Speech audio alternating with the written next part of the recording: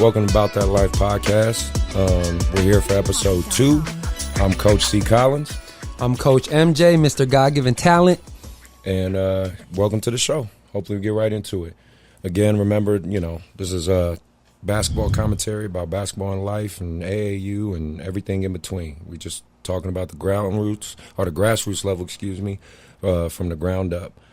Today, we have a very super ultra special guest. Here we go with the nonsense already. my guy, Coach Tet, Mr. Imhotet Amen-Ra. But no, this is a good man. Quick history. You guys are going to hear me monologue a little bit because I've known this guy for damn near 20 years. Yeah, so almost I'm gonna 2 decades. Yeah, so I'm going to just give you guys a quick rundown of this man's greatness. Well, currently right now he is a coach, women's coach at William Jessup University. And he's a heavy influencer in women's basketball, big advocate for it, and he's definitely left his mark in the world. He's also an AAU coach for our program, Youth Basketball Academy.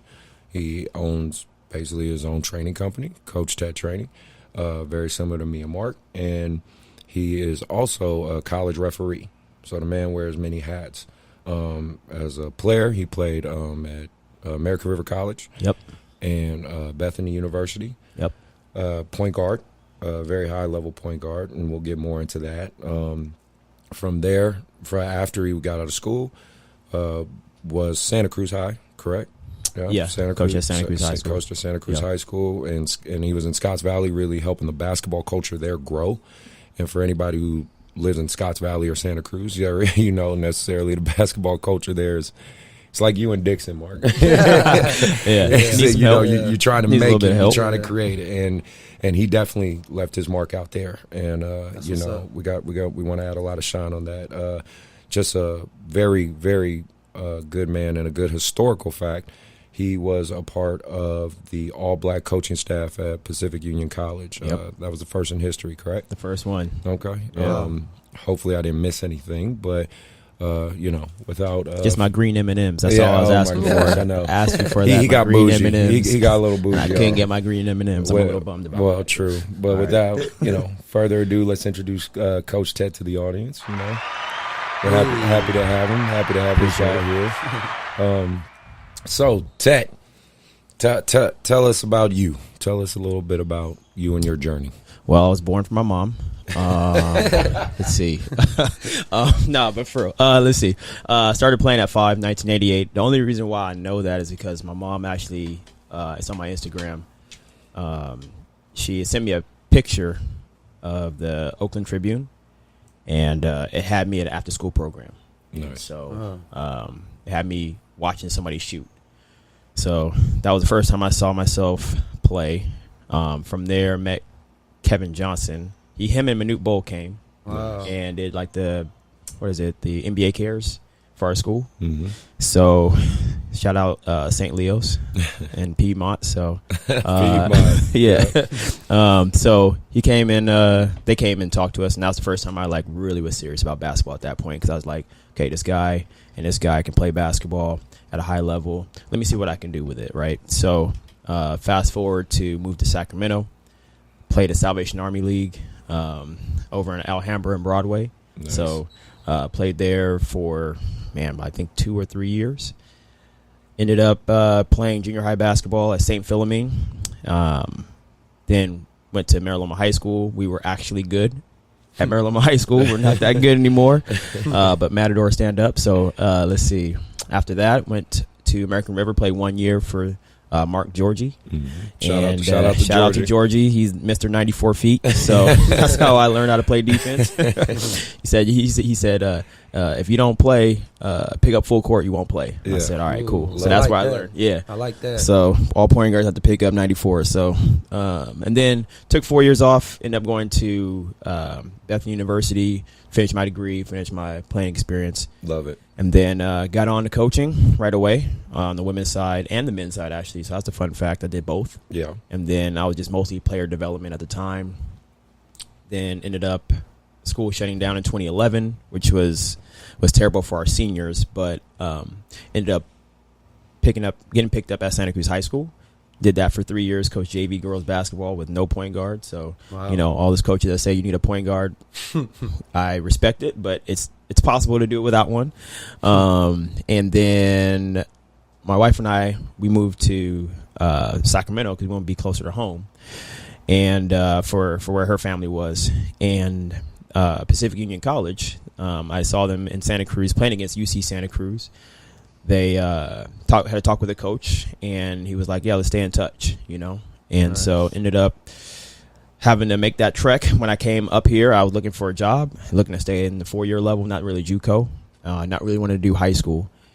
And then ended up getting picked up with PUC, and that was a journey for sure, because I had to drive an hour and 45 minutes to Wow. practice. Wow. Wow. Spent 4 years there, right? So So 4 years of driving almost 2 hours.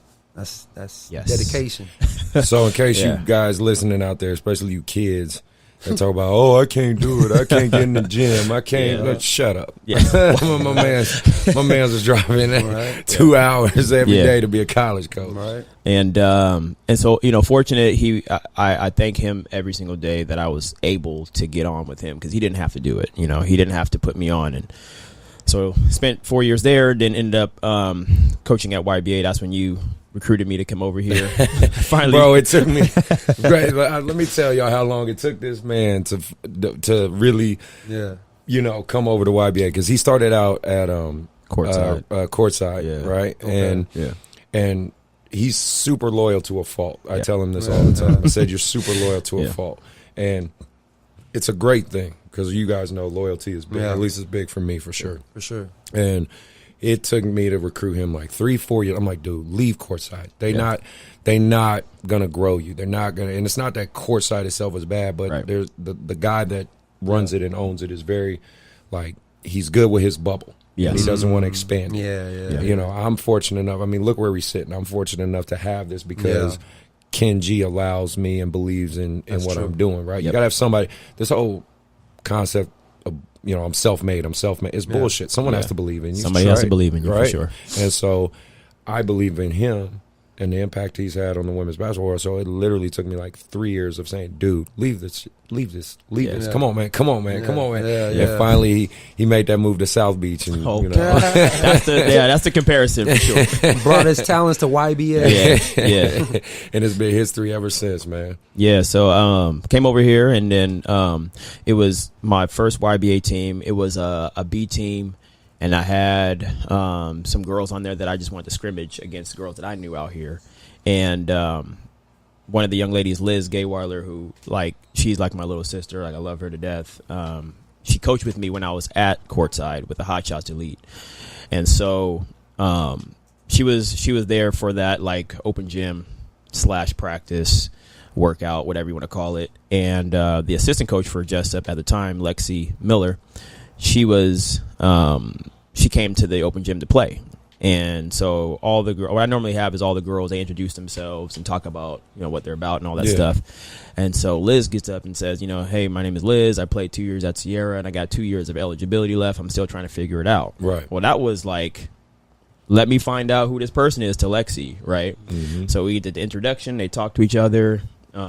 She ended up going over there to Jessup, but she really advocated for me, like, big time. She's like, you got to get him over here too, because he's helped me a ton. And also a couple other people did too. Lily Haggerty, she did as well. Cause I've been working with her in the summertime, so she, you know, said something about it too. So it was dope. Like, I say it all the time, but, like, I'm literally a byproduct of people saying yes, you know, not me Nice. turning people away. So Nice. it's been a blessing ever since then. So I've been at Jessup for 2 years now, going on the third, and we'll see if we can win this national championship anytime soon. Splash on the championship. Okay. Let's get some drip on the Yeah, championship. God, Chris. That what the kids talk about, Chris? Yeah, that's what they talk Drip about. on the, okay. Put some drip on it, All right? right. Put some drip on it. You know, Splash. fun fact, I was just in my first TikTok today. Oh, wow. Yeah. Oh, My nice. first one. Uh-oh. I haven't So done old. TikTok yet. I haven't either. Mark, have you done TikTok yet? Nah. I feel like I haven't. that's just not for us. Definitely I'm cool not. off that. They were, I'm cool I'm gonna off send it that. to you. You're gonna be like, yeah, I can tell it's not you. Right. Yeah. So, I'm cool off that. yeah. So I think, Mark, you had the first question we wanted to throw at you. Yeah, so, you know, for me, you know, I've just been starting into this development, skills training, and I've been training a lot of guys, and not that I don't want to train females, like I want to. It's just everything that I've been showing, my videos and everything. That's just my clientele, and now it's starting to grow. I'm getting more girls, and so one of my things that I want to ask you, just because I know you're with your background and everything like that, I'm all about getting more knowledge from other people. Is what's your best advice when it comes to developing girls compared to guys? Is there a difference, or is there no difference? Okay, so there's different ways to approach it, I think, but I think you have to be you. Okay. I'm me. I just do what I do. But I definitely think you have to show women that you care. And care for me is an acronyms, right? So committed to the North Star or whatever it is for them that they want to accomplish, whether that be like on the court or off the court, like just show that you care, right? Have an amazing attitude, because attitude is everything. Be respectful of their background. So, there's people come from different stuff and different situations, but they're respecting the fact that they have an opinion of how they feel their life should be lived out, and then have empathy. And so I kind of model. We got to make that a T-shirt. Okay, bro. Here we go. We got to. Did you copyright that? I did not copyright it. So, well, he just did now. Don't nobody take that shit. I'm gonna claim that right now. It's been said. You know what I mean? That was really good. Yeah. Somebody gonna take it. I thought about it. I thought about it a couple of times, but it came from, honestly, that word care came from last year. We did a John Gordon book. Okay. And it was the power of like one word, basically, and describing your life in one word, and then being committed to that for that whole year. And so that was my word, but I was like, okay, but how can I take that word and then make something more of it, right? And so I just acronymed it, and that's what I try to live by. So that's what I would say. There's been so many athletes that I have that 10 years down the road, we're still connected. You know what I mean? Being connected with them on that, showing them that you care, I think for long term, not just like what you can do on the court. That's going to be the biggest advice for sure. Okay. And I know you already do that, but I double, triple that for sure. Okay. And then let's talk about let's change gears and let's put the different hat on. Because again, I mentioned he's a college referee, so let's talk about the ref side of things, because it's fun. Exactly. Can't wait. Because you're my first ref on here, and quite honestly, I want to get more referees on here, because I know it's a hard job. You know what I mean? And I really do try my best to be respectful to referees. I think that's why most of them have a good rapport with me, because I try to frame things in a question. I try not to yell unless they're like across the court. That's a lie, Chris. That's a lie. That's not a lie. I yell at my kids. I don't yell at refs. I yell at my kids. That's a lie. I like the shit out of my kids. Okay. I don't yell at refs. All right. Refs, I'll yell to get their attention, right? Oh, you yell. So you do yell. To get their attention. Oh. Yeah. How else am I supposed to do it? I got to yell? whisper. You yell, Chris? Yeah, like ref.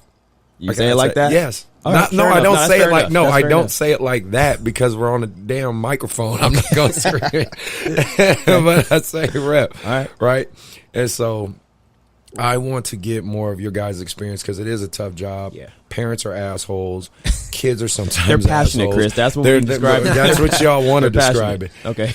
This about that life. We're going to be real. Parents are assholes. Not all of you. Nope. But a good amount of you. There's a lot of passionate parents. Yes, that's good. Okay. Yeah, a lot of passion. But I really do want to talk about your experience. So in reference from, and you don't have to delve each one individually, but maybe you can give me an overall synopsis, like how you have to shift gears from when you're reffing a high school game, because I know you've ref all levels of high school, right? And you ref a college game, and then ref an AAU game, which could vary from third graders who can barely walk and chew bubble gum to super elite. This kid's about to go pro. Like, you know what I mean? Like how I feel like your eyes have to change, your lens has to change, because because of course, the physicality has to change. Maybe you can break more down to me. You let me know. Yeah, the number one thing I got from mentors, because every referee has a mentor, is make sure your calls fit the level of game you're calling. Right. I'm not going to call specific fouls in a third grade game that I am going to call in a high school Optimist game, all-star game, that guys are dunking and, you know what I mean, doing all that stuff. Like, I'm not going to call those same calls. So your calls have to fit the game. The biggest thing I've noticed that I struggled with initially was understanding the RSBQ. Yeah, That was the that's hardest I had thing to for me to- research that. Yeah. What's that? I don't know what that is. So rhythm, speed, balance, Okay. and quickness. When you get into coaching, Mark, that's a big, like, that's how I RSBQ. approach it. Yeah, because Okay. they help me to understand what refs are seeing. So, yeah. Go, keep And going.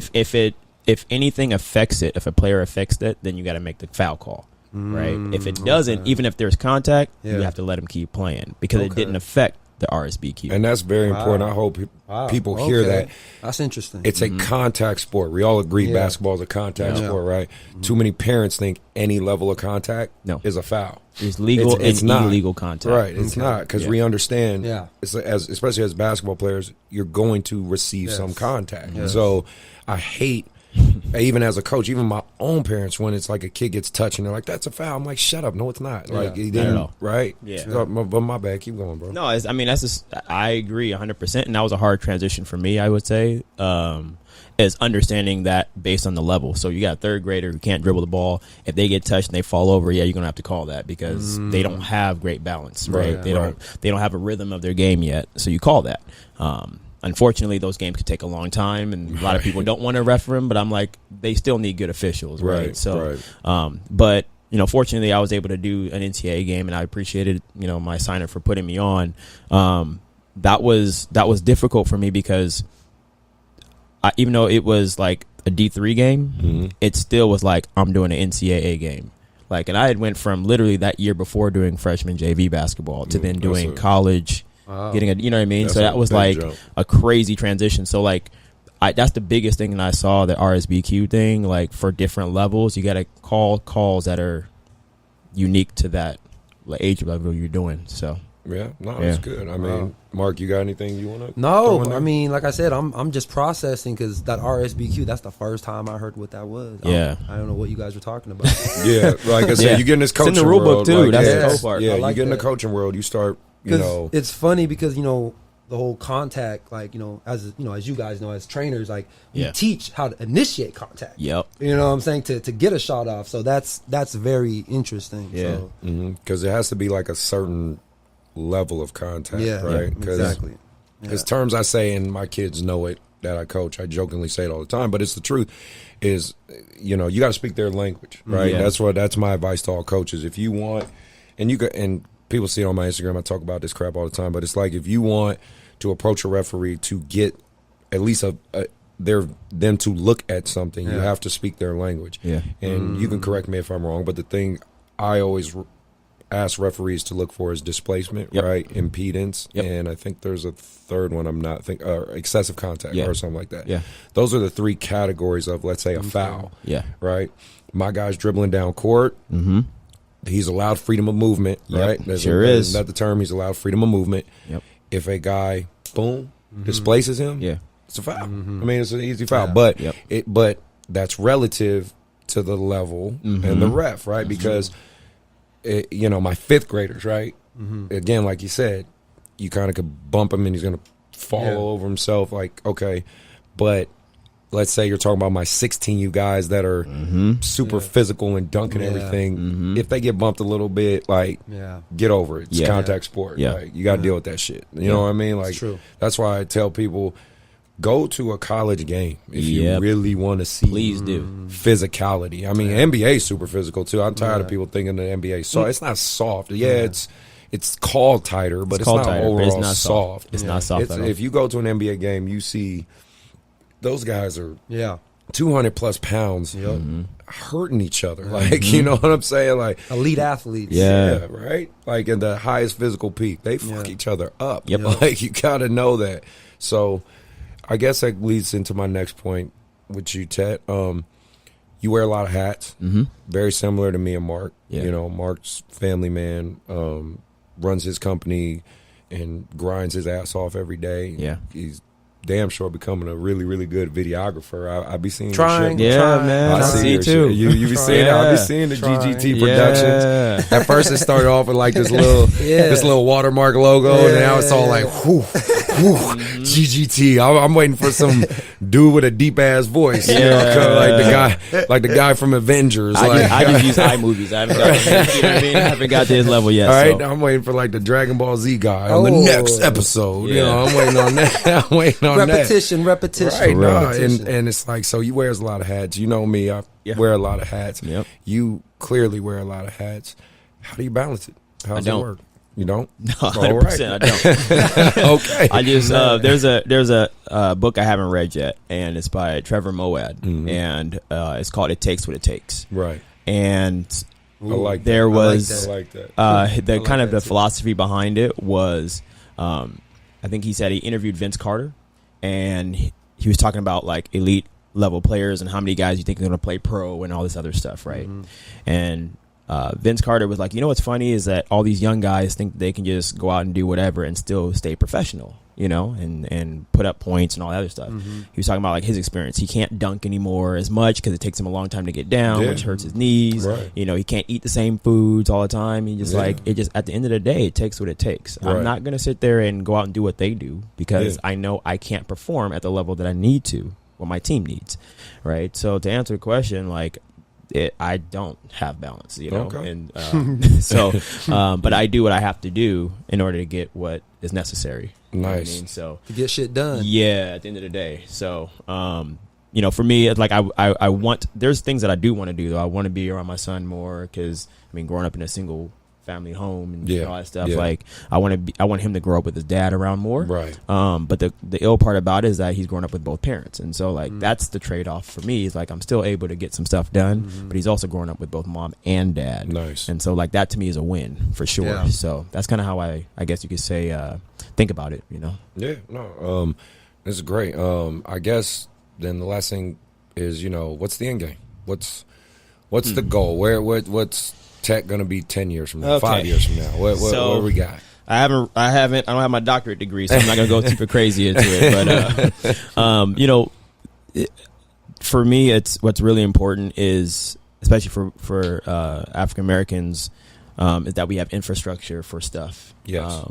You know, I would love to say that, you know, I originally started, I wanted to coach with USA Basketball. Like that was a big thing for me, just because I got a chance to see people that I train and work with, people that are family for me, end up playing with USA Basketball. So that's dope, you know. But like I said, okay, what does all that stuff do, you know, at the end of the day? And so, especially in these times of what's going on with, you know, businesses looking to give money to black organizations, I'm like, where's our infrastructure so that money goes somewhere so we can help, you know? And so like that's, at the end of the day, it's kind of what I'm interested in right now, is making all these connections so that there's avenues for young athletes or young black people to be able to kind of filter into. Because if that's not the case, then I feel like my life it hasn't done what it needed to get done while I was here, you know? Nice. So I just want to make it better for my son and for his kids if he has some. So that's kind of the end game. But as far as basketball wise, like USA Basketball would be nice. Just because that's like, I rationalized it before. The platform is the pros got to try out for USA Basketball. So like, even though NBA, WNBA is great, like USA Basketball is above that. Yeah, like people have to try out, you know. That's true. So I don't know what capacity that would be, but I would love to work with USA Basketball. That would be nice. All right. Yeah. Well, I mean, you know, with current events going on right now, and you know the way basketball and sports training, everything's had to be adjusted. Obviously, mainly speaking to COVID. You know what I mean? Because it's everywhere, and it's just going to be a part of our lives, I think, at least for the next year or two or couple years. You know, what can you tell me if you research or any little bit of what you think, and obviously same with you, Mark, is you know, how has COVID affected women's college basketball? I mean, you know, has there been protocols in place? Is there going to be a season? Are they planning on starting it later? No preseason? I mean, anything. Like, what have you found out? So we keep hearing a bunch of different stuff. What I do know is that most of the NCAA, NAIA, they've shortened the seasons. By what percentage is kind of like in debate still. They've thrown some numbers out there, but it's still in debate of what they're going to do. I think you can expect between 6 to 8 games less, you know what I mean, at least. So you're talking about going into December-ish or January, maybe even, you know, depending on how many preseason games you get. I know for NAIA, we get 32 games at least we get to get for maximum. That's games played as well as scrimmages and exhibitions, right? So we'll get at least 32, but it could be reduced, you know what I mean? And there's been some numbers that have been thrown out, but again, it's nothing in stone yet. And then I know NCAA, at least D2, they had a percentage reduction as well. But again, all that stuff could change, like literally in the next month, and it could be like, oh, we're going to go back to normal. Everything is good. Like, I don't think that's going to happen, but you just don't know, you know? So, but there's been a reduction on a lot of stuff. And so for a lot of players, they're just like, what am I going to do? Like, this really sucks. And I'm like, well, that's great, but you can only control what you can control, you know? So get in the gym, stay in the gym. Literally it. Train. You know what I mean? Or outside. So, yeah, I mean, yeah. So, like, there's going to be a reduction in games for sure. And I would be hard pressed to not think they would not have conference games, because there's some like super conferences out there that got like 14 teams. Yeah. So you're playing 26 games right there, you know. Wow. So I would say at least conference. I don't know what the JUCOs are doing, because they've flip flopped and they've tried to figure stuff out. But yeah, I would say at least, you know, 6 to 8 games is probably going to be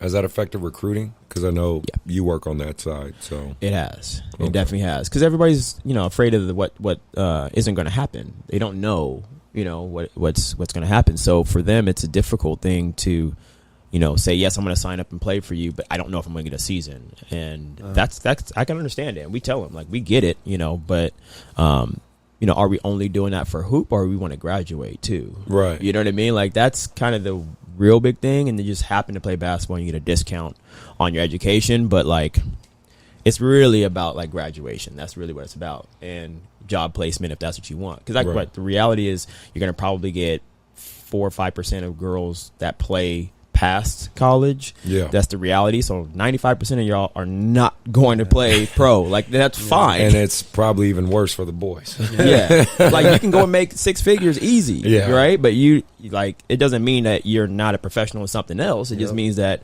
you're not playing basketball. Or you can just hoop on the weekends or play semi-pro or do something. You know what I mean? You have options, but don't think because you don't play pro, like, all of a sudden you're a failure. Like, that's actually the opposite. So, but yeah, so that's why I try to encourage a lot of the girls, especially anybody listening to, like, you're going there to get a discount on an education, whether that's 100%, 50%, whatever the number may be. You're getting a discount on education. You know, so. No, that's good. Yeah, that's what we tell them. No, and I like that. So if you want to come to Jessup, you know, hit me up. You know, we got roster spots. So there you go. Splash for Jessup. No, that makes sense. No, man. I mean, I like that, and I like the terms you're using and the things you're saying, because, you know, and that's piggybacks on the last thing I wanted to ask you too was, you know, you're a college coach. You know, we as train, and that's kind of the unique part with your side, like. Me and Mark as trainers, you know, even just guys who played high level, played college, whatever, cumulatively, like, we could tell these young men and women all the time, like, this is what college coaches are looking for. This is what college, and it still feels like sometimes they think we're bullshitting them, you know?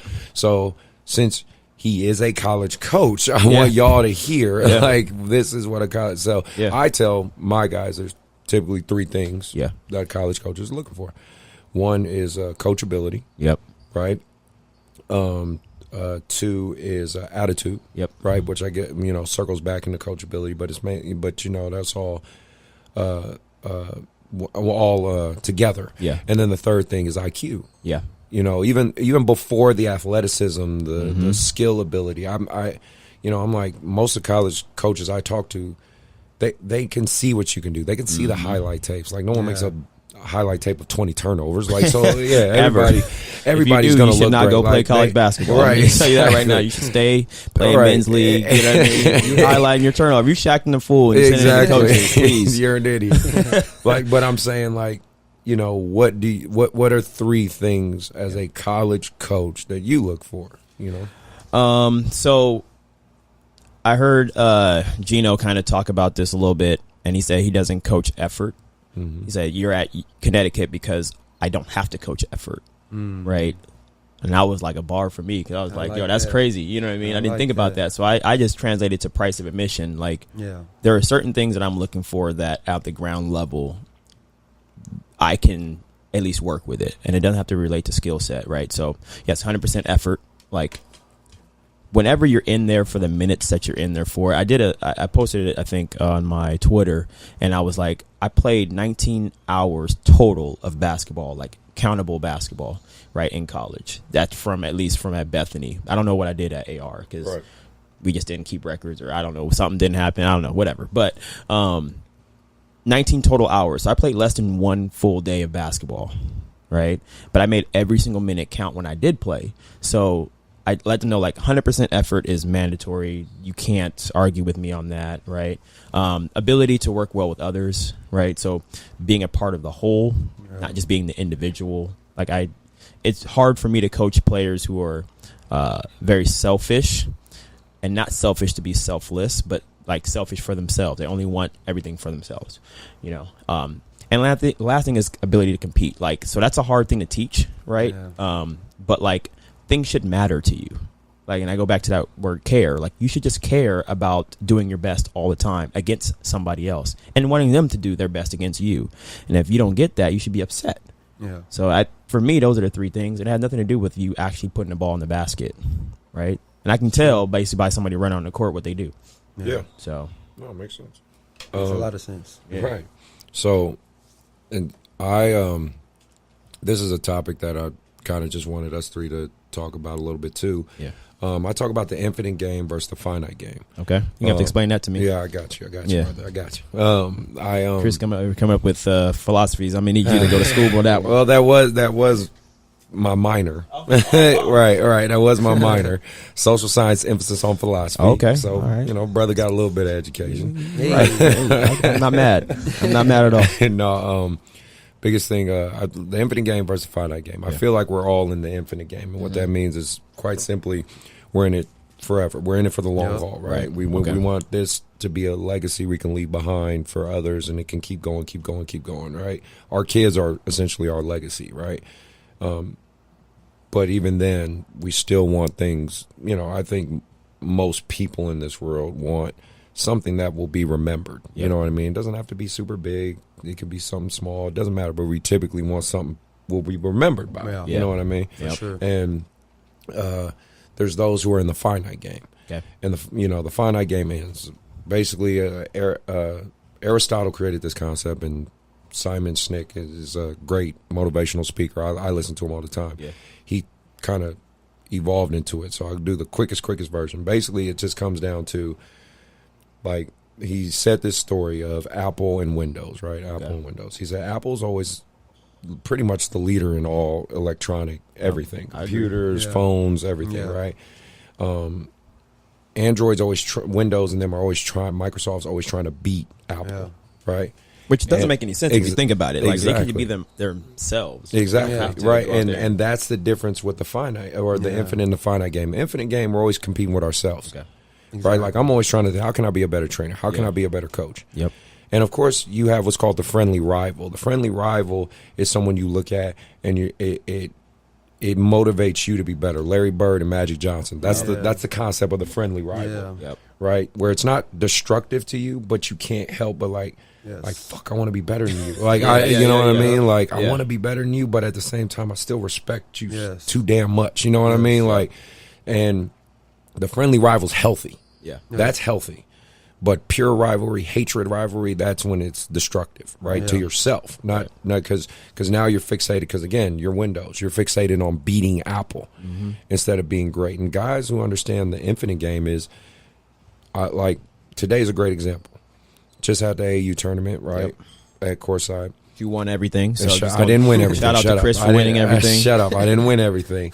Right? So C.Collins. Zen master. So must be nice. Shut up. Okay. So I three of my teams won, right? But my fifth grade took some L's, right? Took an L. And there's this expectation that all my teams always win. They should win. They always win. They always win. do. Shut up. But I'm just going off of what I see on Instagram. Okay, Chris. fair enough. All right. You see it as a ref too, right? Ain't nothing wrong with that. Nothing wrong with that. And so, but what I try to explain to coaches and other people is I'm in it for the infinite game. Yep. My 5th graders are developing. Right. And and when they first got to me, they were really bad. Yeah. They're now competing at the highest level. We're now in the elite level brackets and we're competing. Now, of course, I lost some players along the way, gained a few couple high level players, but now we're building. We're building, right? So then when you see them come 7th, 8th grade, 9th grade year, which you've seen me do for years. Religiously. Right? Then they're like clockwork. You know, people are like, where this random fucking talented ass kid coming? And they're like, oh, he been with Coach Chris since 4th grade. Like, you know. Showing up every day. And again, what I accept is and know is there's going to be times, there's going to be periods where my teams suck. Yeah. They're going to get blown out by 30 or 40. Yeah. They're not going to be that good. Yeah. But I'm in it for the infinite game. Yeah. Right? So while the coach is over there cheering and hooting, hollering, super like, yeah, we got him, we beat him. Yep. And then I play that same coach with the same team 2 years later, and he can never beat me ever again. He's wondering, how did that happen?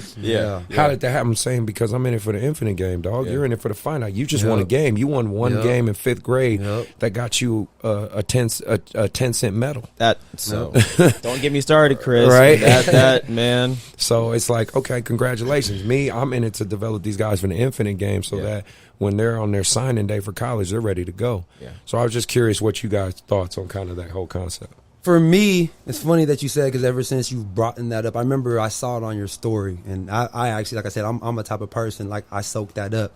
I start doing my research when you know when you put that, and I've been using it. And when you, for example, when you talked about the friendly rivalry, that's exactly what I do in a lot of my group sessions. You know what I'm saying? So with some of my top guys, like I kind of instigate in a way, you know what I'm saying? Like, hey, you know, this guy, he's been putting in a lot of work. Like, hey, I need you to make this shot. Or, hey, if we're going to go ones today, he's been beating you the last couple of weeks. Like, you know, and it kind of sparks something, you know what I'm saying?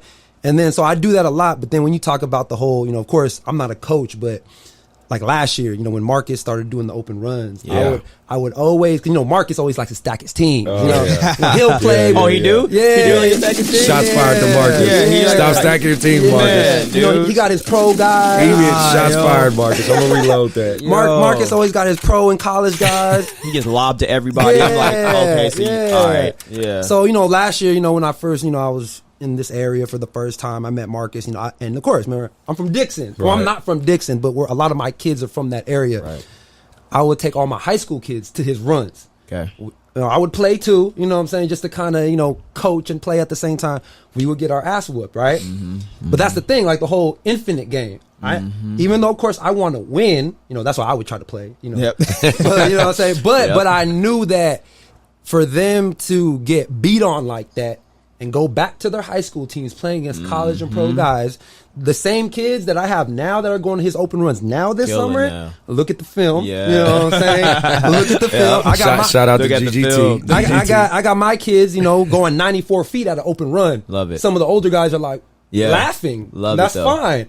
You know what I'm saying? Going 5 in a row. Like, these are high school kids. Right. You know what I'm saying? But it's because I took them last year. And I remember Marcus, he'd be like, man, stop bringing your high school guys, man. I was like, nah, bro. Like, I know what I'm doing. You know what I'm saying? And so now it's like you see that. Because like I said, the same mindset of what you're talking about is like, you know, I'm not really tripping about, okay, we're gonna lose. My guys are gonna get their butt whooped. Because I'm talking to them, reminding them about the long game. You know, so now it's like they're confident, like, oh, when you gonna take me to another Marcus open run? Like, all right, every Monday after we get our work in during the week, I'll take you. So that's why, you know what I'm saying, when you talk about the whole infinite game and everything like that, like I've actually been taking that to heart of just, you know, what I want to do with my players and everything like that. So yeah, that's what I think about it. I love it. What about you, Tetris?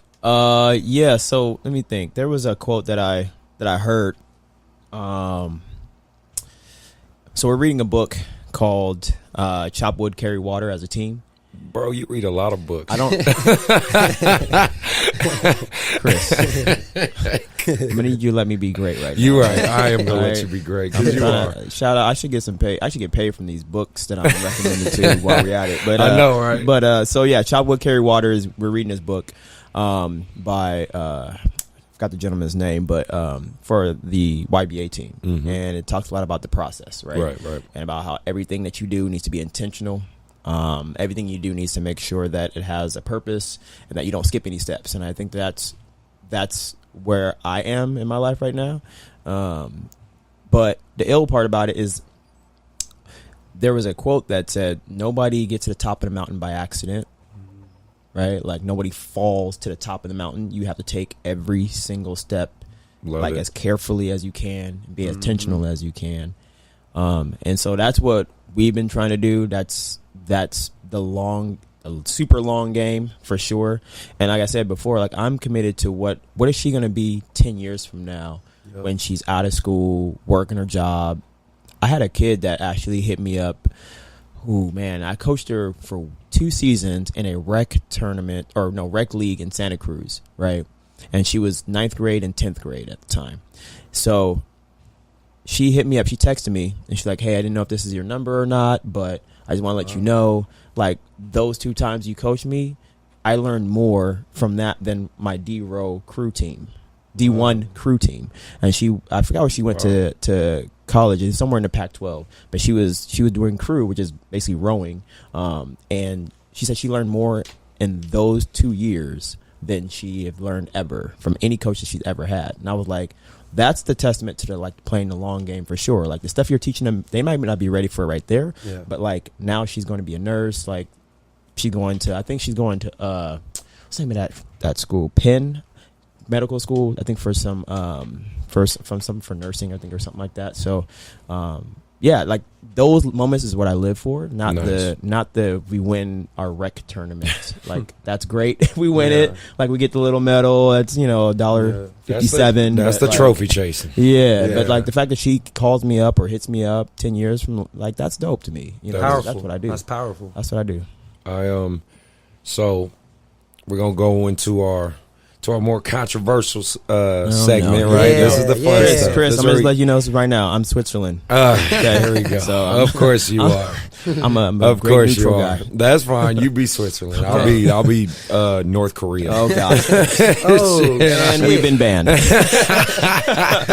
FBI is gonna be coming in right now. Thanks, Chris. Exactly. Thanks. Jeez, man. All right, so. Okay, the biggest thing, first topic, fellas, let's talk about it. Why does the WNBA suck? Wow. And I don't think it sucks, so let me make that very clear. I have a daughter. I'm invested in hoop. My daughter's probably going to be 6'5", so she's coming to William Jessup. Yeah. So, I mean.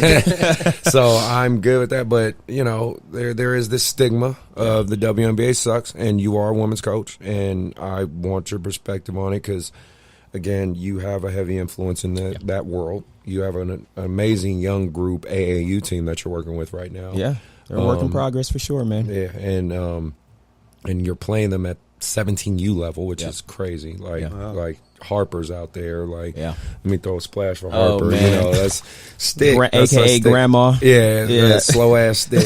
That's my girl. But you know, she's no. I mean, what you do is very amazing. But you know, with the again, when I mean the word suck, I mean overall, like, why doesn't it generate revenue? Why is it not getting the fan base? Why is it, you know what I mean? Like, that's the question I'm posing to you guys, like, because I don't think it sucks. It's just, I'm just saying the overall term. And before we get into it, let me just throw a few numbers out there just so we get our minds and context right. So right now, currently, the highest grossing player in the WNBA is Dewana Bonner. Right, and she grosses 127,500,000. Right, Steph Curry gets 34 million. Clearly, drastically different. Right, drastically different. Okay, but let's go to attendance. Okay. Right, because again, I don't. This, even though this is a podcast, is opinion pieces. Let's put some numbers. Let's put some facts to some real shit. Let's just WA attendance per game. Okay. WA attendance per game is 6,535, right? And this is just overall average. Yep. Average attendance for NBA games is 17,750 per game. More eyeballs. Like, and let's also talk about ways we could potentially fix this, right? Like not. I mean, we'll probably agree for some stuff, disagree with some stuff, but maybe we can come up with a couple solutions and just talk about it. So what do you think? I understand what you're saying by it sucks. What sucks for me is that more men aren't involved as a fan, not as a somebody who takes their daughters to the game. Like, take your sons to the game as well to see strong women compete, right? Because your mother is strong. She competes every single day when she works. Like, you're just supporting another avenue of that. I had an opportunity in 2006 and 2007 2008 actually, to be on the scout team for Sacramento Monarchs, which was a great opportunity. Wow. I met a lot of great people during that time. And the part that stuck out to me the most, why I went into women's side even heavier, was because I saw the work that they put in every single day. And that was with Tisha Pinachero. I think she's Sue Bird's all-time assist leader, but like she's top 3 assist leader. Rebecca Brunson, Yolanda Griffin, like Hall of Famers, you know what I mean? Like very, very good players. Nicole Powell, who's actually who's at Grand Canyon University now. She's at, I believe it's UC Riverside now. Like just really, really good players. And I watched it every day. And I was like, why, one, do no men know about this, right? And the men that were there were, they're interesting people. Just put it that way. I think some of that had to do with, you see strong females that can go, and so you're trying to holler at them, you know what I mean? And it's like, no, respect their profession. Yeah. They're out here working. This is not a time to get at them. Yeah. You know what I mean? We're trying to help them prepare for the next game. They just got done winning a championship 2 years ago. Like, we don't need to be getting at them on the court. We need to be helping them. But seeing them like work out and play, and Chris had a chance to go with me multiple times to that. Yeah, so, I remember when we did those Friday. Yeah, he was not one of those interesting guys. So. No. I kept things real cool. No, they came at me, man. Bro, we went to the Monarchs. I swear, it was Yolanda was guarding me for me. Bro, she's like 6'4", 6'5", throwing her elbow in my chest, and don't care. Right, and didn't give no fuck. She was like smooth out. I ain't gonna lie though, I lit their ass up a few times. I had hella threes on. They was getting hella mad. You did. They didn't have no centers that could shoot threes. Right. You know what I mean? Like, it's like, who this random light-skinned motherfucker? Yeah, I was like, bro, but them girls could play, man. They could play. Real talk. There was one situation, I always talk to Tisha about this, or I used to comment about it all the time, but we were running a late game situation, and she was on the left side of the court, and so normally she will back you down, turn, and go off a ball screen, right? So she did the same thing, got me to a certain point, like on the wing, turned her head like she's going to use the screen. I went for it. I'm almost at half court, like trying to jump the screen. Yeah. She gets all the way to the basket, drop it off, they win the game. Ooh. Everybody went crazy on me, right? Ooh. And I was like, okay, at that point, I need to check myself. You know what I'm saying? I thought I was Mr. 94 feet. I could pick you up. I could turn you. Yeah. And so I give her that all the time. I'm like, she's the only person that I know, male or female, that took me like that. Like, took me out of my shoes for sure. Yeah. And so, like, that's when I knew, though, like, that more men have to support the women's side of things, and that we need to have more advocates for it. So I think that's one of the reasons why. I think too, well, the next generation coming up, shout out to Jiggy Izzy actually, because she's I've been in communication with her for the last couple of years, her and her brother Marco. She's part of a new generation of women's basketball players. I would say 3-4 years from now, that those numbers are gonna go way up because everybody's watching women's basketball. The younger girls are getting better, and the NBA kind of went through the same exact thing. You know, they had to get younger, and because they had a lot of older guys in it, right? So I think that's going to happen now for sure in the women's side. So I think that's part of the reason why I think when the WNBA started in '97, it was like, okay, this is cool, but like we don't know how to take this. And you know, WNBA being after 20 years, they figured it out, and they said, okay, we got to appeal to a younger market. And so now they're doing that. But I think the male support has to happen more. So I think something that I want to touch on is, you know, rest in peace to Kobe. He started planting seeds. You know, I feel like, you know, especially before his death, like I think that's what really, you know, like you said, 3 to 4 or 5 years from now, you know, he was really just a big advocate, you know, with his daughter, not just with his daughter, like he went straight into coaching girls. You know, so and he trained them. You know, just studying him, he a lot of his philosophies he did with his AAU team with his girls. Yep. You know what I'm saying? So I think that's big for sure. Knowing that somebody like that, you know, just really was passionate about that. And the crazy part about it is, like, NBA players, they support WNBA like They crazy, do. right? do. But the common fan does not, Right. You know, and so like they can only do so much because they're focused on themselves, Right. But like if you watch, you know, NBA players supporting, going to the games, rocking their jerseys, all that stuff, like it's the same exact thing. I literally went, I think it was on either Women's Slam or Overtime or something like that, but.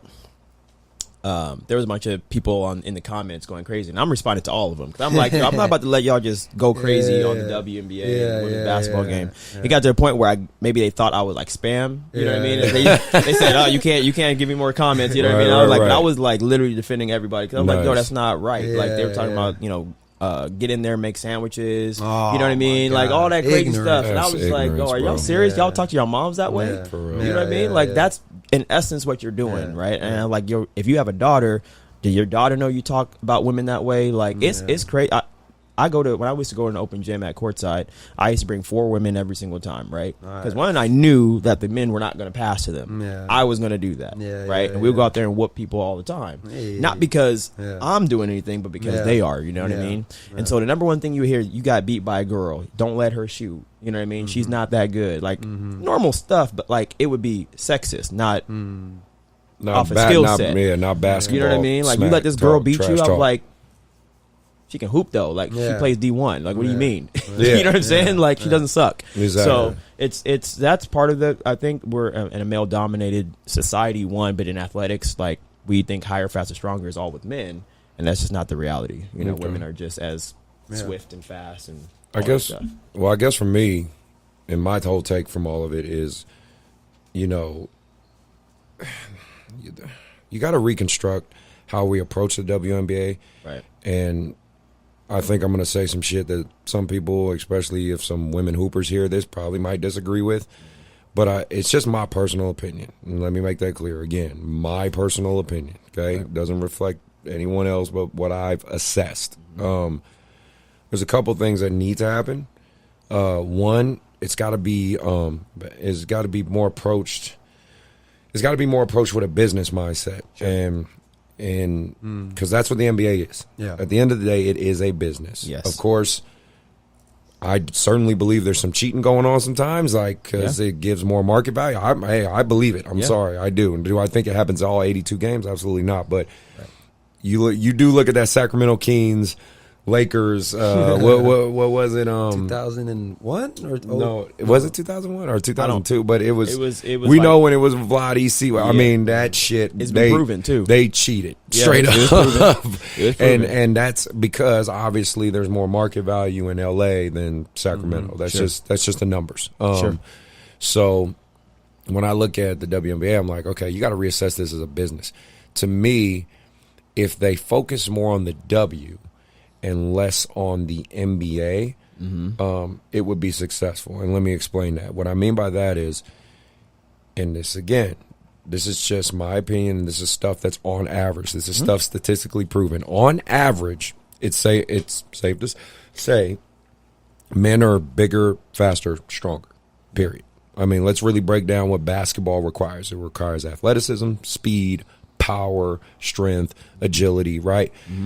On average, men are better at that than women. I'm not saying all. I said on average, right?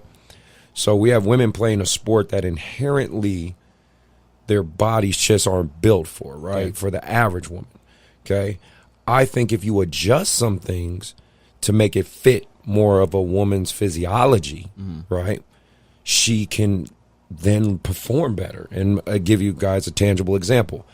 I think if they shorten the court up by 5 feet, 5, maybe 8 feet, you get more fast break play. They move faster. They look quicker, right? It's like when you put third graders on a big 94-foot court. Sure. It just doesn't look right. It looks too slow, way too much space because their bodies are too small, you know what I mean? But then you could, like, you know, a court side, they have that little kid court, but you put them on that little kid court, it just looks aesthetically more pleasing, more normal. Okay? I think they should lower the rim. It's another thing I think. I think they should lower it to 9 feet. Not even speaking on college. I'm talking about pros because it's a business, right? Okay. Imagine how many more people watch if Brittany Griner was drop step dunking on chicks every fucking night. True that. That's just. But can she do that on 10 feet? No. Not to say she can't dunk at all. That's clearly not the case. She can, but she needs a certain circumstances to do it consistently. Right? I need a fast break, full head of steam, nobody in front. Imagine if the rim's 8 3/4 or 9 feet. She's drop step dunking every night. There's a few girls drop step dunking every night. And of course, there's the anomalies of these girls that are super athletic. They're coming out there. You see them more and more. Yeah. But I'm talking about let's take away from that and just look at the business. Okay. If I'm an owner and now I'm getting more fast breaks because the court's smaller, I'm getting more dunks and more athletic ESPN top 10 moments. That's when you get TV contracts. That's when you get more shoe deals. That's when you get more people in the stands because it's not just fans, right? NBA makes more of their revenue from the television contracts than they do necessarily people in the stands. Right. That's how the stadiums make money. Right. And these are just a couple of venues in way I think, whether if guys agree or disagree. Here's another controversial one that I think, and this is again my personal opinion. They have to cut out too much of the LGBTQ community stuff. And I know, again, that's like a controversial topic. Right. I'm not saying I have anything against it. Don't care, really, personally. Anybody's sexual preference is totally on them. Don't care. What I'm saying is, at your sporting events, right, think about what Colin Kaepernick did. He kneeled at the very beginning of the football game, and that's it. That's the only silent protest he did. Yeah. And it was a fucking shitstorm. Off of this. I mean, we're talking, everybody's coming about screw Kaepernick, burning his jerseys, we hate him, right? Sure. I've been to WNBA games. I've been to Monarchs games. I've been to other games myself.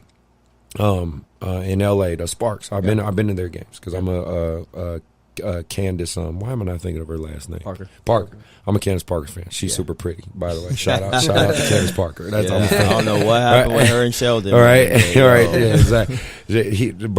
How? That's so many questions. How did you pull that, bro? You got to help me. You got to fill me in on that one. That's his baby mama, right? For real. How? Like how? But either way. Shout out to Sheldon. Good pickup, bro.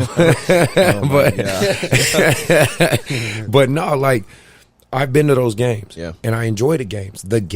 But I don't know if you guys have noticed or if you've seen it. I mean, it's a heavy emphasis on the LGBT community out there, and I get it because I want to say, and I could be wrong, 70 to 75% of the WNBA is homosexual. They're gay. Yeah, I don't know. They're lesbian, and it's like, okay, I have no problem with you guys being lesbian, but you can't shove that into your fan base for an entire game if the majority of people who watch sports are heterosexual. Okay. That's just my opinion. Right. I think if they where the gunshots at? Right. Oh yeah. You're right. Yeah, you're right. But I'm just saying that's just my opinion.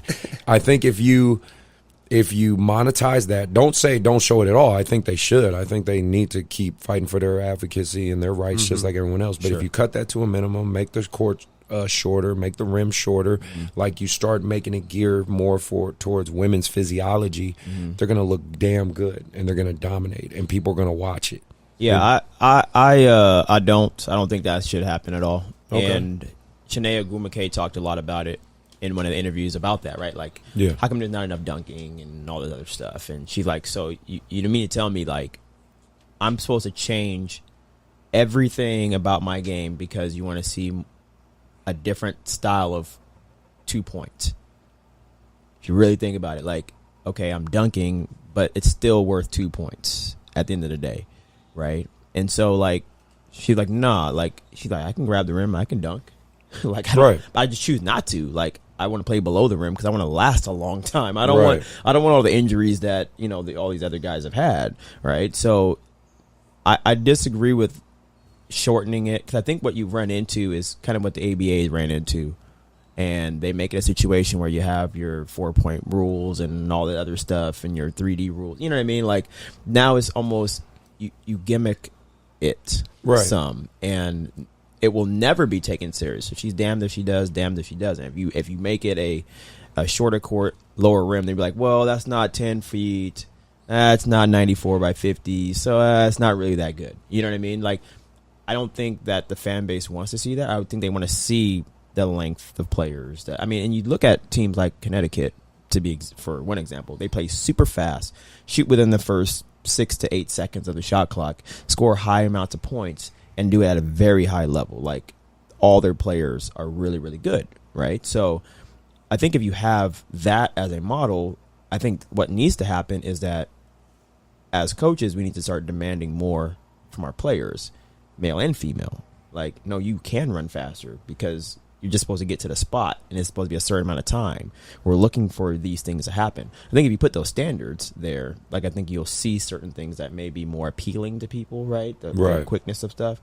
But if you ever watched a WNBA game, especially recently, the reads and the counters are just as fast as the men's game. You just don't get up in the air and dunk. That's literally that I've seen the differences, right? So I think the level of play below the rim is just the same. You just don't have the above the rim play. Right, and I totally agree with you. But that's why I was just saying in terms of the business side of it, because the average consumer, because we're looking at it from a lens of being basketball players. Right. Right, we're looking at it from the lens of knowing the game, of knowing angles, of knowing, efficiency and production. Yeah. Right? Think about the average. Think about the consumer, though. That's the thing about it. That's the hard part. That's the balance. That's why I say college is kind of absolved of that type of stuff because it's not a business. The WA is a business. You know what I mean? But that's what I'm saying. That's the lens of where I'm coming from. Yeah, I think honestly, like, there are some things they can do business wise. One, don't rent a 25,000 seat arena. Yeah. You know what I mean? When your average attendance is 6,500. I mean, like, that's just the numbers. That's the first step. Like, find an arena size or build an arena that's, maximum capacity 10,000, and that's basically, until you grow your base. Build a bigger arena after that. Now, building an arena is like, sounds easy. Just build an arena. It's right. Millions of dollars. I get it. Mm-hmm. But like, I think that's kind of one of the starts is like, don't put them in empty arenas. So then it doesn't feel less of an environment that you want to be in. There was some, I forgot where the Stars played when they were in San Antonio, but they played in like arena that seated either 5,000 or 7,000, and it felt like it was packed, and it was a great environment, right? But when you put them in these large 25,000 or 17,000 seat arenas, like, it feels like empty space there. And so I think that takes away from the environment. I think everybody wants to be a part of the mass. And when you take away that and you see all this empty space and you only show like that bottom portion of the thing, people know. Like, people know there's not a lot of people there, right? So, but I think that's one thing for sure. I think they figured it out now how to pay players more, which is great. But there has to be eyes on the product, right? And so I think doing more in the community will allow eyes to be there. It's not about winning the championship. Like, that's great and all. You can win a championship, but that doesn't mean more people are going to come and watch. I think it's the connection to the community, which the NBA does a great job at. Like, they connect in the community. They do large ticket giveaways. They have a specific amount of, so they know they have a specific amount of people that's going to be there every single time. The group sales. I mean, I don't know. I forgot which team it was, if it was Seattle Storm. But they have one of the few teams that really sell out because they're in Key Arena, right? So where the Supersonics used to play, right? And so they fill out their arena because they have a huge basketball fan base in the Northwest. Nice. But then, let alone, not just that, they're the only professional basketball team to watch up there. You know what I mean? They have in Washington, they have Gonzaga, they have stuff like that. But like, they don't have a professional basketball team, and so they're the only show in town. So people come and watch that. I think that's really important as well. But I think finding a way that, and to comment on your LGBT thing, like, it's one of the questions that I've been trying to figure out, what direction they're going, WNBA is going. Yeah. I don't know, I don't know what direction they're going with that, but I do think that, advocating for people's rights is very important. I agree. We have a lot of that in the NBA. Yeah. So I think it's definitely important to put that out there.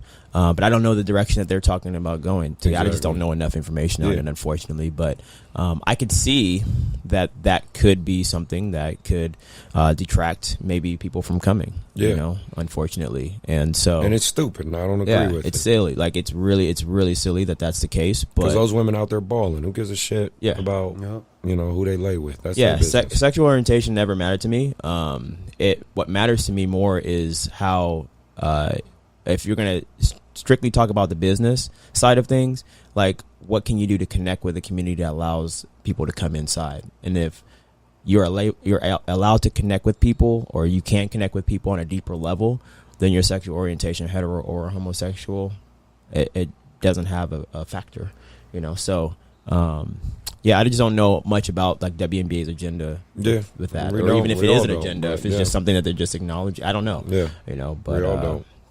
But no, I could see that, because I mean that's one of the things that I didn't know going to a WNBA game is seeing as much of I want to say it's Pride Month, isn't it? I think it's Pride Month. So I wasn't aware of that, but I mean I have family members that are homosexual, and I support them 100%. So like for me, it's a sexual orientation doesn't stop me from going to a basketball game or stop me from interacting with people. Exactly. And shout out to Coach Carte for that. Give a splash for her, man. Carte boy.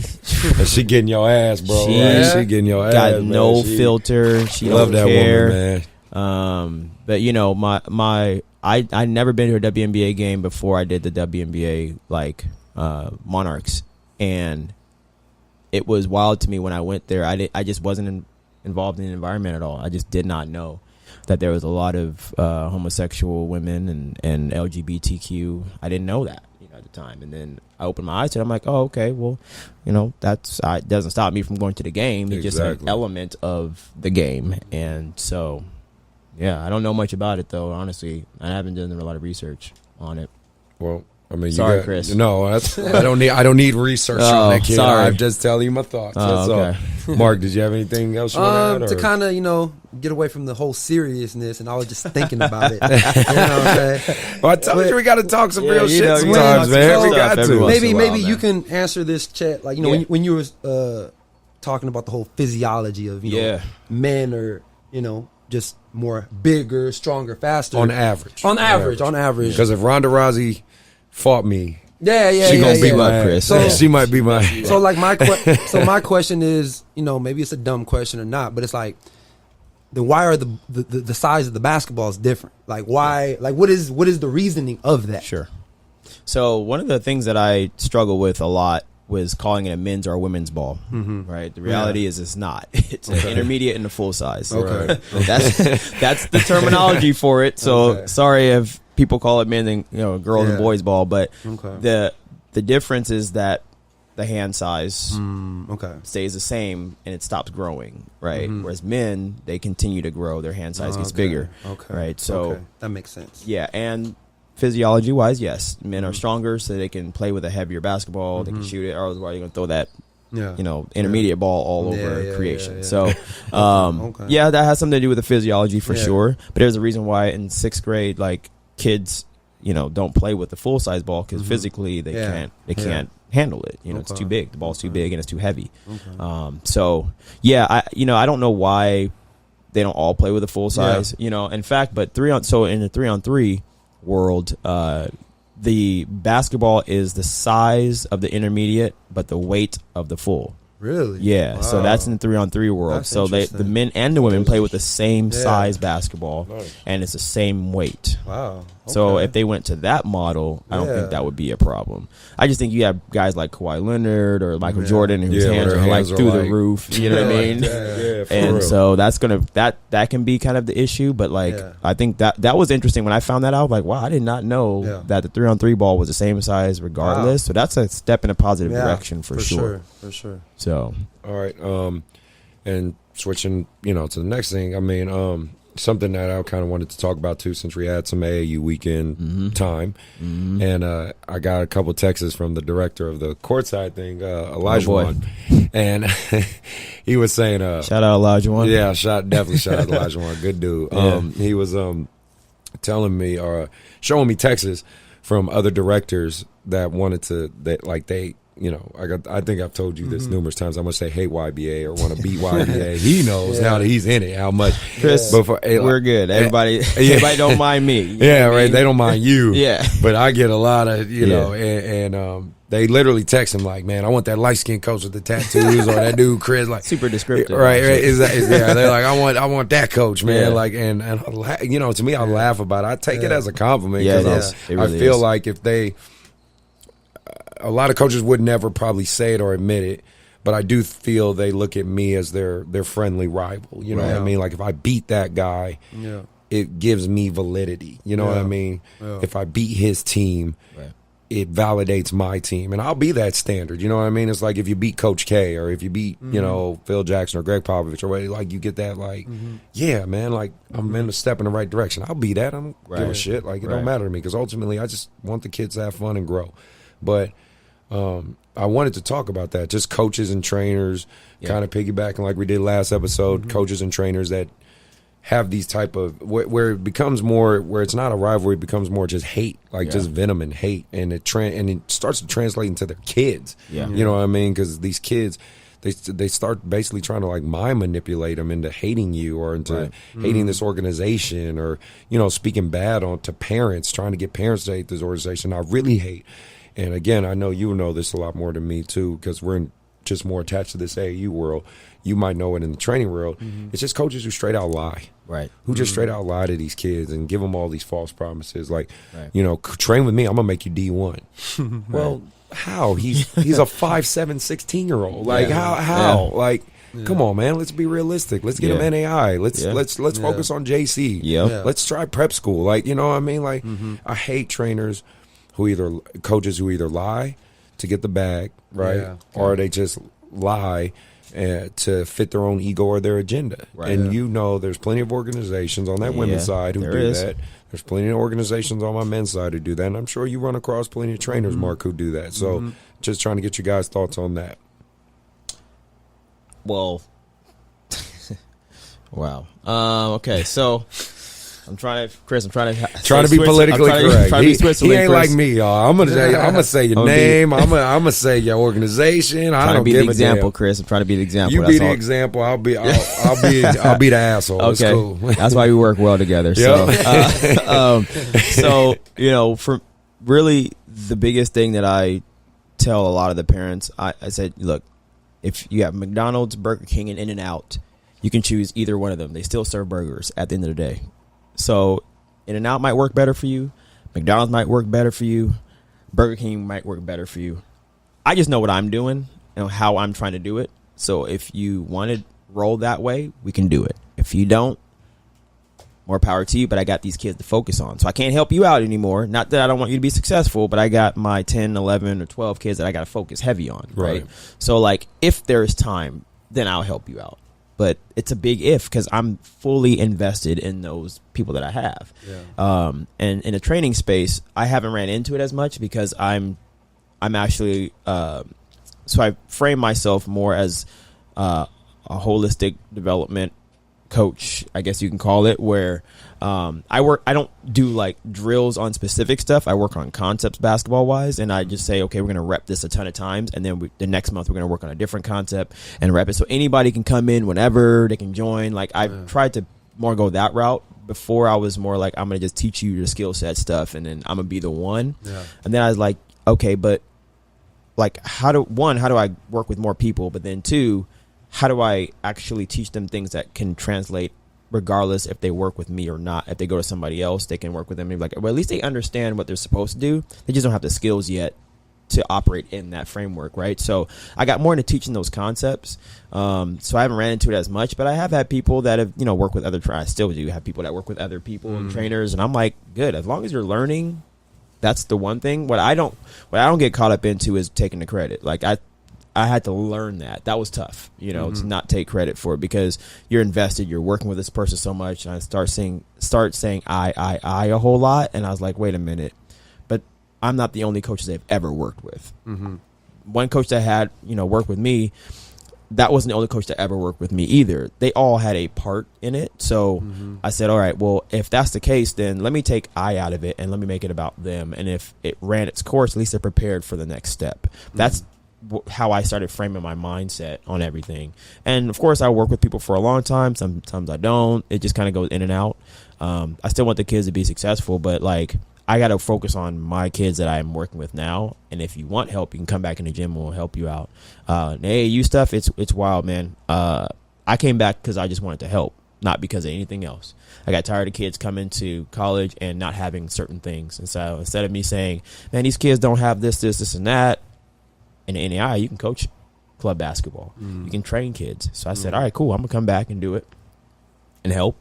And there's been a lot of interesting conversations that, coaches from the outside looking in have with parents, and I get screenshots of stuff and I see it and I'm just like, well, I can understand why your daughter's good.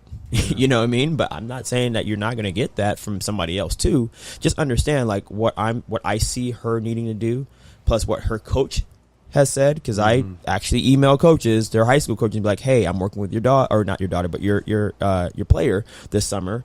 I would love to know what her role is going to be next year so I can integrate that into what we're doing, right? And I update them as well. I'll send them an email, say, hey, all the stuff that we're working on, this is what we're doing, this is how we're progressing through everything. So I want them to be part of a process as well, right? And that's not for everybody. Not everybody wants to communicate with those high school coaches. I get it, but they go back to them. They don't come back to me. I'm not the only person that's a part of it. So I try to include everybody, and if it works, great. If it doesn't work, then that's kind of on them. But I've got a lot of since I've been doing this, everybody's been like, that girl's really, really good, she should come play for my team. I'm just like, well, I don't own you. So you can go. Like, I'm not mad. Just understand, if you go there, though, like, walk in there with a plan. Don't come in there expecting everything. Like, have a conversation. Make sure that coach cares about where you're going to be 4 years, 5 years from now. Because if you're not, you're going over there for vanity. You're not going over there to actually be helped, So that's the only thing I can promise them, is that I care. Yeah. But I can't promise them anything else. If they work hard, you get the opportunity. Yeah. But I can't promise anything else from there, Yeah. What about you, Mark? What about your experience? Well, last week, not to go back into that story, but, I told you my little, because like you said, like, I feel like, because I'm not necessarily with a coach with AAU and everything like that, I haven't really experienced anything like that, because I'm, as just a personal individual skills trainer, I'm focused on just the kid and, of course, the family. Yeah. But I've noticed, because, because where I train at, it's not big. Like, I'm not in SAC, I'm not in the Bay. So Dixon, Vacaville, I've noticed that, a lot of what I do, especially when I've just started, I would help kids who've never had a trainer, who've never had the opportunity, like their parents ain't going to drive all the way to the Bay Area or SAC to find a trainer. That, I have a few kids where, I've worked with them, I've spent time with them, I'm saying, a lot of time where they've never experienced anything like that maybe their high school coach, there's some envy, thinking that, oh, well, okay, well, because in a way, not saying that maybe it makes them look bad. It's like, how do you not develop a 6'8" kid that's in Dixon? Yeah. I'm not going to say no names. But you're better than me. But you can put two and two together. But it does equal 4. Yeah, but if you're listening to this podcast and you know me, you know who I'm talking about. But just shots fired on me. Yeah. So it's like when you have a kid, who's 6'8", that lives in a small town, but yet he's not developed, and you don't play him, and who knows? Like I say, I'm not gonna put race in it or whatnot, and then I just reach out and just want to help him, and you see the development, you see the videos, because all the family members see it, all the people in town see it, and now there's this kind of tension where it doesn't have to be said, but it's like, I'm just doing something that you didn't do for almost 4 years, right? Or maybe another kid who's, he has potential, but yet, a lot of trainers, I feel like, want the kids who are almost there compared to starting from scratch. Right. Yeah. And then I've had patience. Yeah, exactly. Man. Exactly. Jesus, and then say, started. and then, say I work with a kid and he starts blowing up a little bit. But okay, I'm not from the area, you know. But that kid is from this area, though. You know what I'm saying? Like making it seem like, you know, I knew he was good. Yeah. But it's like, okay, well, you know, there's a big gap though of when, like I said, and I appreciate how you are. You know, you're very, very humble. Yeah. I'm very, very confident in what I do, and I feel like that the time that I spent, you know, because low key, like, you know, I be, you know, 24/7. You know, from the training to staying up late at night, not just the editing, because when I edit, that's my time to break down film and watch my kids. So it's not just, okay, I'm with them during the day in the morning when I go back home, which is, you know, I'm still trying to balance the family life and everything like that. But I also understand there's sacrifice that have to be made now in order for everything to be good later. That Can I say something to that, though? Yeah. Go ahead. When I hear the word sacrifice a lot, because I hear it a lot. Yeah. I frame it as investment. Like, okay, you go see a return on it. You know what I'm saying? So like, I've always thought sacrifice was removing something. And if you're investing something, you're giving to I like it. that. So I just wanted to just say that, because I hear that. I hear that a lot. I like that because my wife don't like when I say that. Yeah. You're like, man, I'm investing into our future. You feel I'm gonna me? start using that now. I think, you know, she'll start understanding that. She'll get it right away. But yeah, man, like I'm very confident in what I do, and I'm a person that will do maybe too much because I'm not about money. You know, I don't have to edit film. I don't have to make these videos and this and everything like that, because I use that for that individual player. And anybody else who sees that, if that inspires you, then okay, then you know what I'm saying. So I've noticed that, and you know this, when you start getting some success, you know what I'm saying? Like, I don't have to say anything. It's just the work that I do. But for some reason, you just start feeling these different type of vibes from certain people. Everything changes. Exactly. But it's the good still outweighs everything. Right. And so that's kind of, you know, like I said, like for me as a trainer and me just starting up, I've been doing this for 2 to 3 years. I've noticed that where it's like, you know, I'm really just passionate in what I do. So it's like, you know, why are you hating? You know what I'm saying? It's like, so that's me about that. So that's what I can't even imagine being a coach. Oh, bro. Like, oh my God. It's wild. Like, I literally, and I smile at it and I laugh at it because I get why the coaches are doing it. I understand that they genuinely feel that they can help. And I never tell a parent not to go there. I'm super like, yeah, do whatever you want to do. Like, it, to me, that's, if you feel it's better to go over there, go over there. Just understand. And I saw this quote, I think it was on Instagram or something like that, but it was like, the grass is always greener where you water it. And I thought that was super duper important. Like, if you don't invest into yourself, of course it's not going to be good.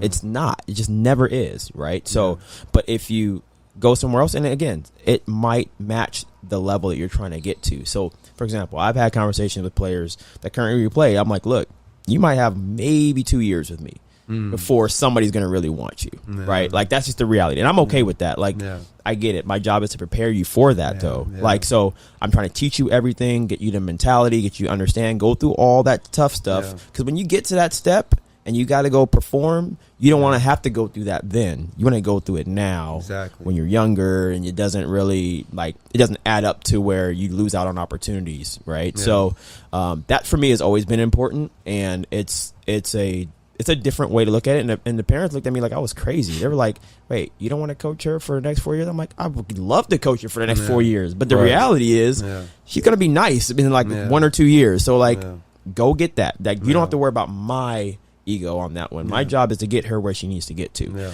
you know. So I always have the end in mind and what people want.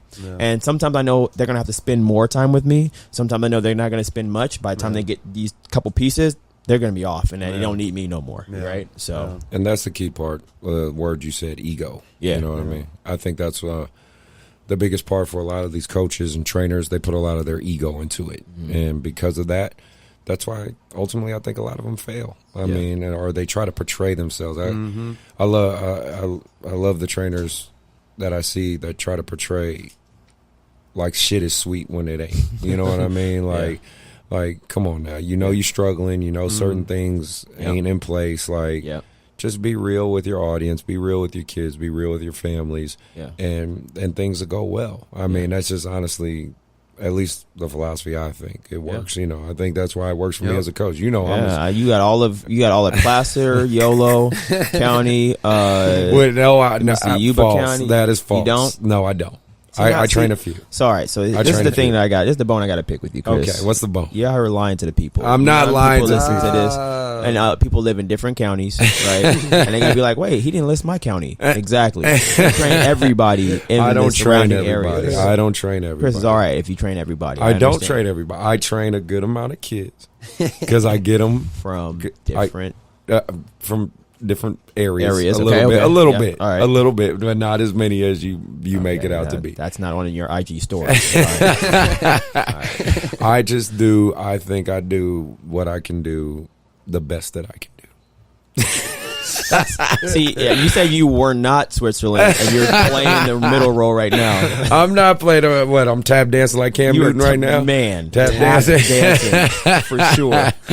No, man. Like, man, you know me, bro. At the end of the day, I just get tired of. All I hate is when coaches lie to these kids and shit, man. Like, I had a kid, who, man, I tried to straight up like.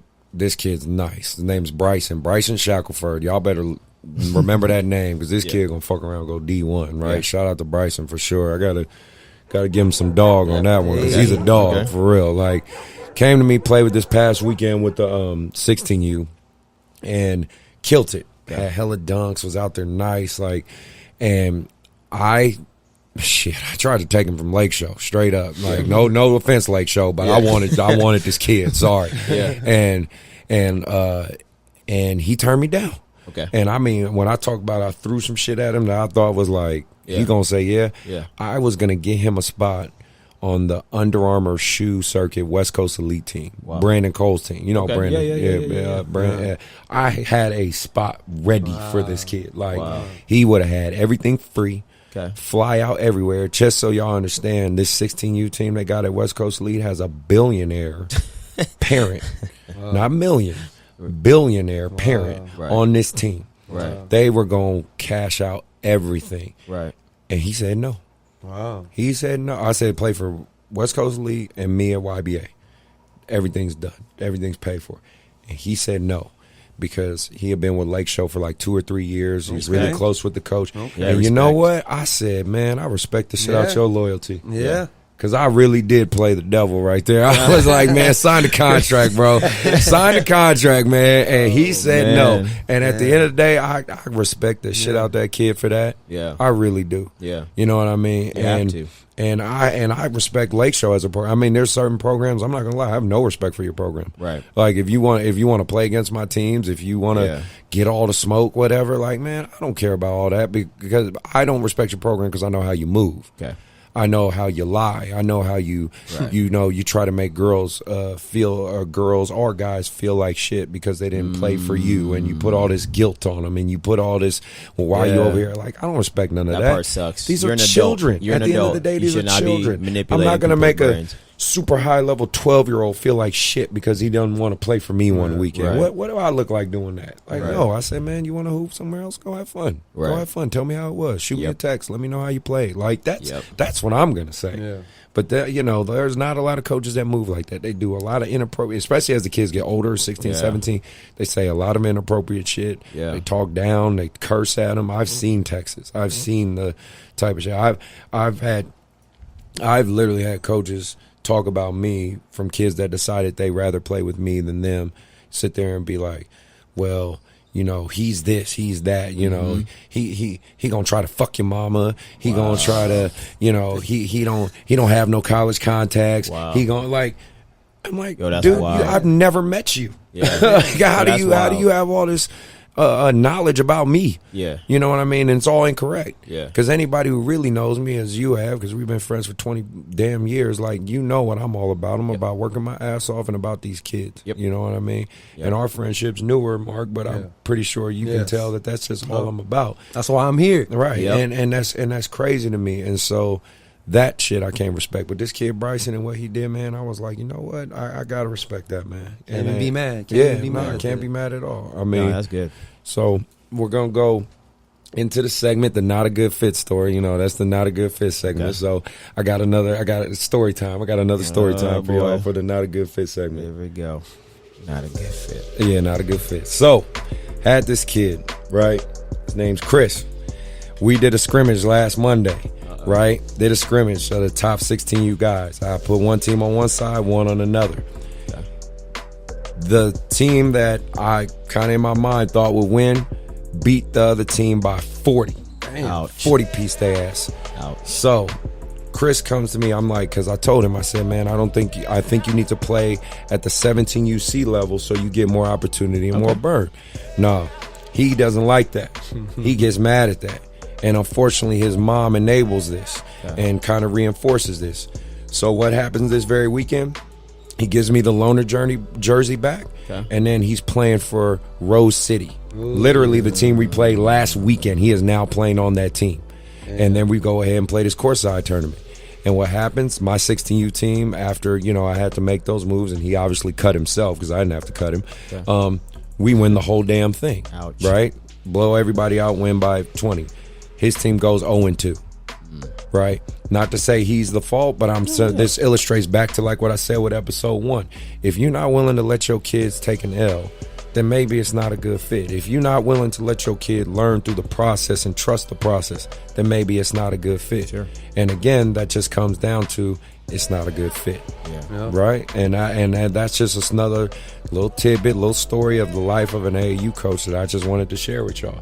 Because if this kid might have stayed, played that 17U, who knows what could have happened. Yeah. But instead, he's like, I'm taking my ball and leaving, and I'm going to go do my thing over here, and now we'll never know. Yeah. Right? Yeah. So, whack. right. So, with all that being said, man, I just wanted to say, Ted, thank you for being here. Yeah, thank you. Thank you very much. Hold on, before we go. What's up? Are you going to give me my green M&Ms? Hey. I'm just saying. Can we stop being bougie right now? Can we stop being bougie? Look, you got the Coca-Cola. I did get still Coke. it's half full. Well, I had a little bit of Hennessy with my Coke, so I'm feeling good. Kids. What do you mean, kids? I'm an adult. I can drink. I can't drink and chill out. I just want some Coca-Cola. Okay, well, I'll hook you up with some Coke, man. And then I did get the water though, so I appreciate that. I just didn't get the green M&Ms. Okay. So I wish I would have had that. I will try to do better as a host. Please. But I think you've been an amazing guest, and especially being my first one, because again, I'm still new to the podcast world just like everybody else, but no, you've been doing some great stuff, man. I really appreciate you being here. I appreciate your support, and you've always been super supportive of everything I do, and I'm always super supportive of everything you do. It's all love, brother. Like, you one of my best friends, and I'm just glad you're here. I really am. I'm glad of what you're doing, what you're here. Mark, you got any words, bro? Appreciate meeting you, man. Yeah. I've been following you. You're actually very inspirational, very knowledgeable.